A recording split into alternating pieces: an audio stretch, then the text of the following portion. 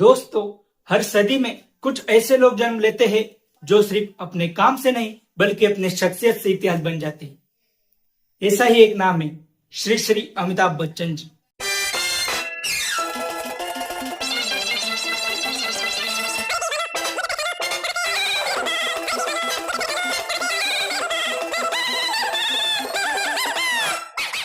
वो नाम जो इज्जत, संघर्ष और कामयाबी का दूसरा नाम बन गया।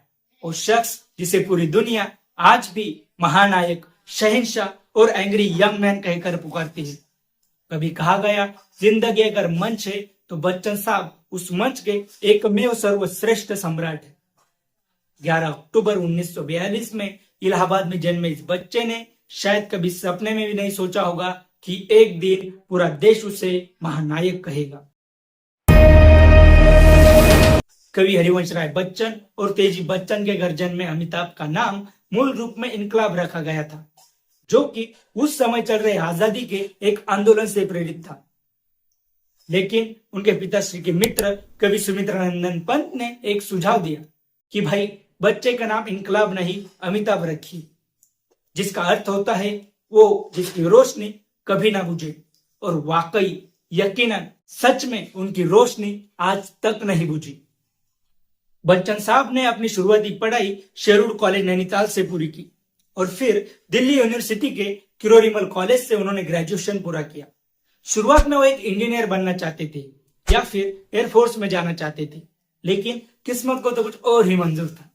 फिर वो मुंबई आए तो उनकी लंबाई थी 6 फुट 2 इंच की, लेकिन मौके बड़े ही छोटे।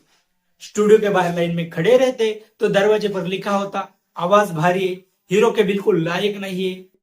कई बार उन्होंने रिजेक्शन भी झेले। उनके पास सोने तक की जगह नहीं थी। कॉल सेंटर जैसी नौकरियां भी बच्चन साहब ने की, लेकिन एक चीज थी जो कभी नहीं टूटी, वो थी बच्चन साहब की हिम्मत। जिस आवाज को हीरो के लायक नहीं है कहकर दरवाजे बंद कर दिए गए थे, उसी आवाज ने किस्मत का पहला दरवाजा खोला। उन्हें पहली बड़ी सफलता मिली 1969 में आई फिल्म भुवन शोम में एक नैरेटर के तौर पर। यानी जिस आवाज ने रिजेक्ट किया उसी ने पहला मंच भी तैयार किया। दोस्तों, उन्होंने कहा था, जो गिरने से डर गया वो उठने का मजा कभी नहीं जान पाएगा। 1973 में आई फिल्म जंजीर और नई से शुरू हुई एंग्री यंग मैन की असली कहानी। ये वो दौर था दोस्तों जब देश में चारों ओर बेरोजगार, गुस्सा और निराशा ही निराशा फैली हुई थी, और अमिताभ बच्चन बन गए उस गुस्से की आवाज। दीवार, शोले, डॉन, त्रिशूल, कालिया और मुकद्दर का सिकंदर, हर फिल्म में उन्होंने आम आदमी के दर्द और संघर्ष को इस कदर जिया कि जब बच्चन स्क्रीन पर आता है तो हर डायलॉग ताली बन जाता है। दीवार, शोले, डॉन, कालिया ये सिर्फ फिल्में नहीं थी दोस्तों, एक दौर का आईना थी जिसमें देश का हर नौजवान अपने आप को देखता था। 1982 में फिल्म कुली की शूटिंग के दौरान हुआ वो हादसा जिसने पूरे देश को हिला दिया। एक सीन में उन्हें पेट में गंभीर चोट लगी।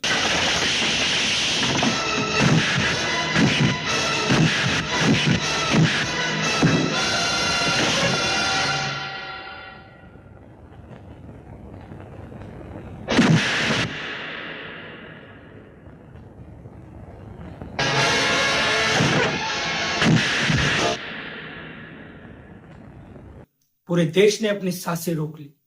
पूरा देश उनकी सलामती के लिए प्रार्थना ही करने लगा। लोग मंदिरों में दुआएं, मस्जिदों में नमाजें और गुरुद्वारे में अरदास कर रहे थे, क्योंकि तब तक अमिताभ सिर्फ एक अभिनेता नहीं बल्कि देश के हर दिल की धड़कन बन चुके थे। और चमत्कार हुआ, वो लौटे पहले से भी ज्यादा मजबूत होकर, और फिर कहा, जिंदगी मिली है तो मैं जी कर दिखाऊंगा। 90 के दशक में वक्त ने थोड़ी सी करवट ली। उन्होंने एबीसीएल नाम की एक कंपनी शुरू की, लेकिन बिजनेस फेल हुआ। बच्चन साहब एक भारी कर्जे में डूब गए। कर्ज बढ़ता गया और लोग कहने लगे, अमिताभ का दौर खत्म। लेकिन वो भी बच्चन थे, हार मानना उनके बस की बात नहीं थी। जिंदगी ने उन्हें गिराया भी, लेकिन हर बार वो और मजबूत और ताकतवर होकर उठे। यही वो दौर था जब उनके व्यक्तिगत बैंक बैलेंस शून्य हो गया था, कमाई के सारे रास्ते बंद थे और घर पर कुर्की के छापे लगने तक की नौबत आ गई थी। उस संकट की घड़ी में देश के महान उद्योगपति श्री धीरूभाई अंबानी ने अपने बेटे अनिल के माध्यम से उन्हें एक बड़ी आर्थिक मदद का प्रस्ताव दिया। यह ऐसी धनराशि थी दोस्तों जो उस पल की उनकी सारी मुश्किलें खत्म कर सकती थी, लेकिन बच्चन साहब ने अपनी गरिमा और आत्मसम्मान को उस दौलत से ऊपर रखा। उन्होंने उस उदारता का स्वीकार नहीं किया। उनका फैसला था, मैं गिर गया हूं ना, पर मैं उठूंगा, लेकिन खुद के बल पर। ईश्वर की कृपा रही, काम मिलना शुरू हुआ और उन्होंने एक के बाद एक कर्जे चुका दिए। कुछ समय बाद जब वो एक दावत में धीरूभाई अंबानी से मिले तो धीरूभाई ने अपने बड़े बड़े कॉर्पोरेट मित्रों के बीच उन्हें बुलाया और गर्व से कहा, यह लड़का गिर गया था लेकिन अपने बल पर फिर से खड़ा हुआ। मैं इसकी बहुत इज्जत करता हूं। दोस्तों, बच्चन साहब के लिए उस सम्मान के दो शब्द उस धनराशि से 1000 गुना मूल्यवान थे।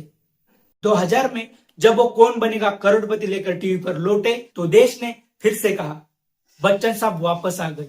Angry young man is back.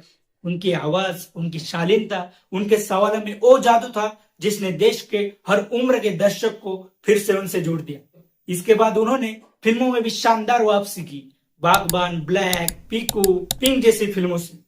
आज 80 साल की उम्र में भी वो वही जोश, वही ऊर्जा और वही चमक लेकर कैमरे के सामने जब खड़े होते हैं जो कि पहली फिल्म के दौरान थे, क्योंकि उनके लिए अभिनय सिर्फ एक काम नहीं, एक पूजा है।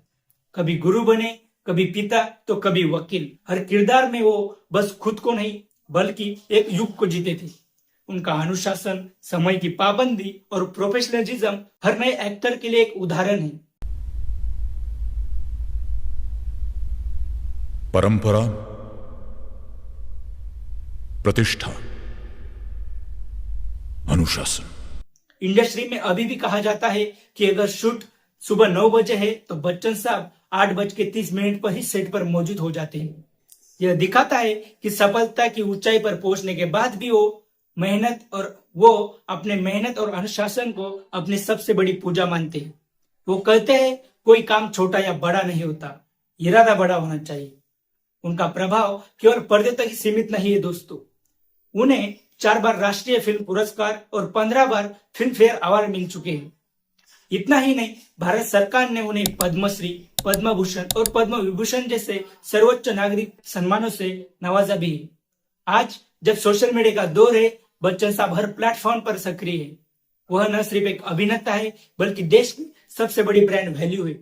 एक तरफ केबीसी से घर घर में वो शिक्षा का संदेश देते हैं तो दूसरी तरफ 2 बूंद जिंदगी की पल्स पोलियो अभियान जैसे अभियानों के जरिए पूरे देश को एक सूत्र में बांधते भी है।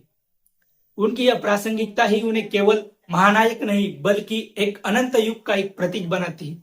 अमिताभ बच्चन ने हमें सिखाया, कितनी भी मुश्किलें क्यों ना हो, अगर जज्बा सच्चा हो तो हर गिरावट के बाद एक नई उड़ान जरूरी होती है।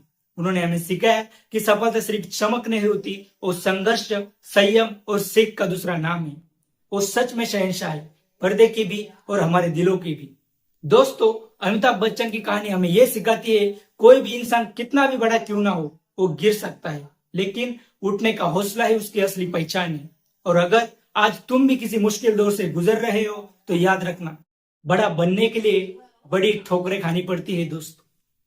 अगर आप भी बिग बी के सबसे बड़े फैन हैं तो कमेंट में लिखे लव यू बिग बी, और ऐसे ही प्रेरक किस्सों के लिए सब्सक्राइब कीजिए सेलिब्रोपीडिया पे। Thanks for watching.